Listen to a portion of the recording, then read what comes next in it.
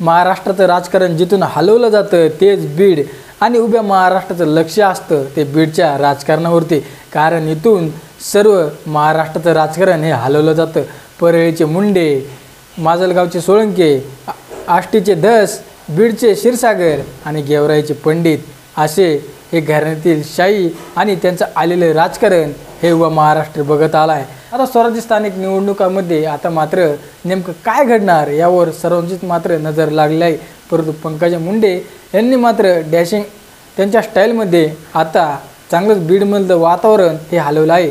पंकजा मुंडे आणि धनंजय मुंडे हे एकत्र येऊन आता मात्र कुठेतरी स्वराज्य स्थानिक संस्थेच्या निवडणुकीमध्ये चांगलेच अग्रस्थानी राहिलेले आहेत। धनंजय मुंडे हे कुठेतरी सध्या पाठीमागं दिसून येत आहेत, कारण जरांगे पाटलांनी त्यांची यशन चांगली दाबली आहे। तर पंकजा मुंडे यांनी मात्र चांगलेच शरद पवार गटांना धक्का दिला आहे। पंकजा मुंडे यांनी पहिला धक्का दिला तो म्हणजेच योगेश क्षीरसागर यांच्या रूपात। योगेश क्षीरसागर यांच्याकडे सध्या बीडची नगर परिषद आहे। एवढंच नाही तर संदीप क्षीरसागर यांच्या विरोधामध्ये त्यांनी आमदारकी देखील लढवली होती।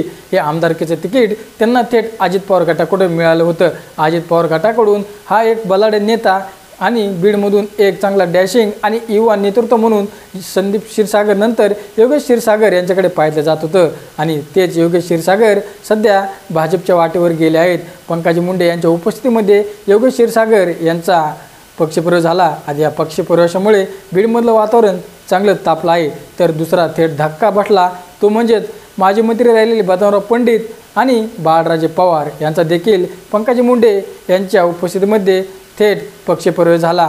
तर आता तिसरा धक्का तो बसला शरद पवार गटाला, तर तो धक्का म्हणजे संदीप क्षीरसागर। संदीप क्षीरसागर हे बीडमधून चांगलंच वर्चस्व निर्माण करतात। बीडमध्ये त्यांची चांगली ताकद देखील आहे आणि बीडचे आमदार डॅशिंग म्हणून अशी त्यांची देखील ओळख आहे आणि त्यांचे सर्व खालचे काम त्यांचे कार्यकर्ते आणि त्यांचे सख्खे भाऊ हेमंत क्षीरसागर हे करतात। आता हेमंत क्षीरसागर यांचा देखील पक्षप्रवेश होणार आहे, ते देखील भाजपामध्ये जाणार आहेत। आता त्यांच्या पक्षप्रवेशामुळे मात्र आता शरद पवार गटाला बीडमध्ये चांगला धक्का बसला आहे असंच सध्या वातावरण बीडमध्ये चालू आहे।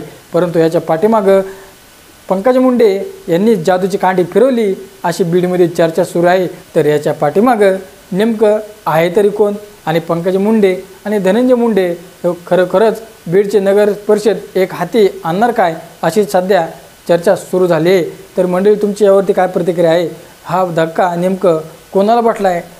कमेंट सेक्शनमध्ये तुमची प्रतिक्रिया आम्हाला नक्की कळवा आणि लोकसंग्रह यूट्यूब चॅनल सबस्क्राईब केलं नसेल तर सबस्क्राईब नक्की करा।